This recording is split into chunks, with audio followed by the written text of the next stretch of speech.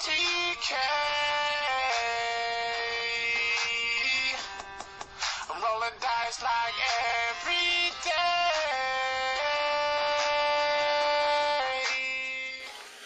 Okay, so the Apocalypse battle, all the video and pictures for that should be going up later today. There's a lot of pictures, so it's going to be a lot of slideshow voiceovers, and there's some video, but not a whole lot because, let's face it, I was busy playing a ginormous game. But I just wanted to show you guys some things that I built for the Apocalypse game. I'll do a quick update in this video for the Warhound Titan. Haven't gotten really far on that yet. So here are my chimeras. Now, you guys have seen these before. If it will focus. There we go. Okay, so my two chimeras.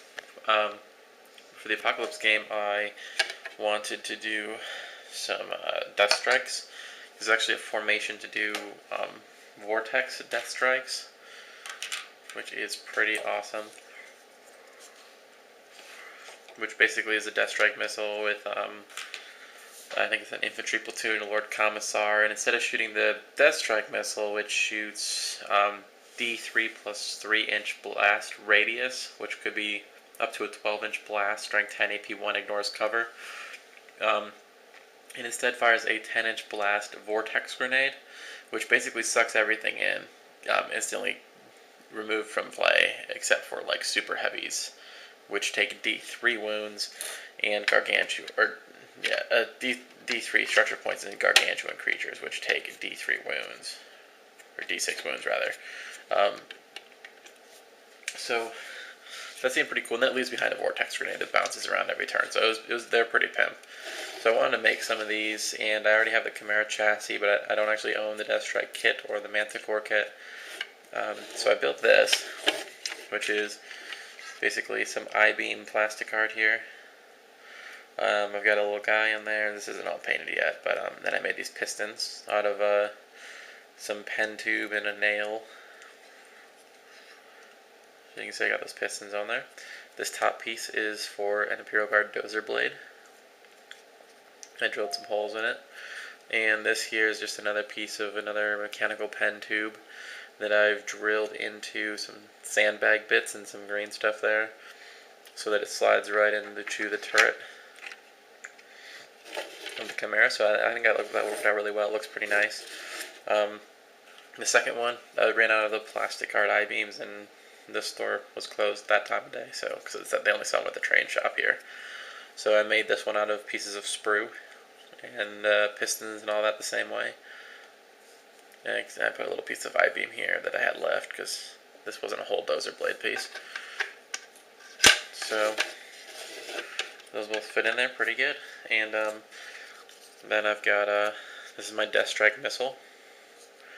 It's got some pegs in the bottom there that actually fit right in this, because I didn't have magnets, so I just did these pegs, which worked just fine actually. So I've got the Deathstrikes on there.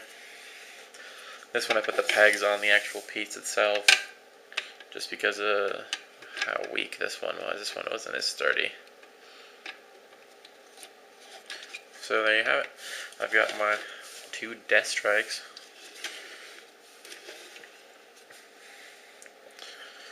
Which I think look pretty darn pimp. And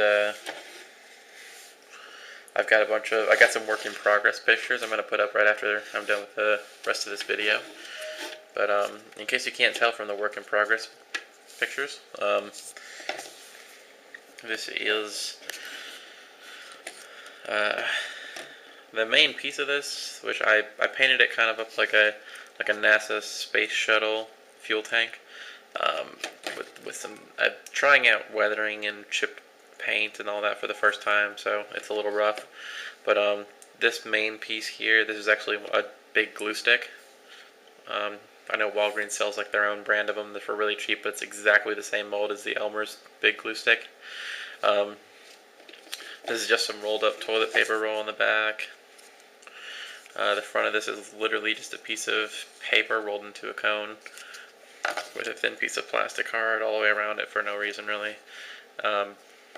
And I really like this because this pattern here, this line pattern for the top of the glue stick is the same as the actual space shuttle ones have.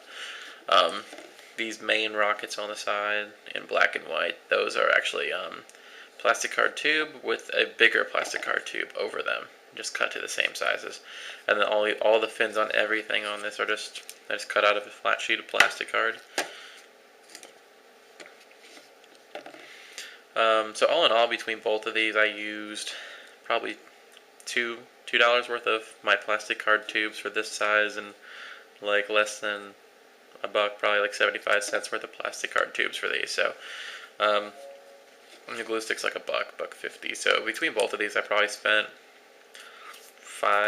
less than $5 of materials I already had laying around. This right here, the small rockets are parts of mechanical pen tubes. The very tips of those small rockets are made from the actual sliced off end of a mechanical pencil. These tubes here are pens, these tubes are pens up top, and these are a different kind of mechanical pencil tip at the ends of them, with the ends cut off. And these right here are the RSVP pens you can get. They're the back caps for them. I just had a ton of those sitting around that we don't use, and those fit perfectly onto that end there. So that's pretty much it. Again, these fins are all just plastic art. I just cut out a shape I liked and traced it and made copies of them for everything. So that's pretty much it, and I'll have the work in progress ones going up. So it was pretty easy to reproduce for this one. First one took me a little while to figure out what parts to use for everything. The second one I built, cut out everything and built it in maybe 2 or 3 hours. So it wasn't too bad. So there you go, there's my Deathstrike. And I should have, let me get the Warhound here.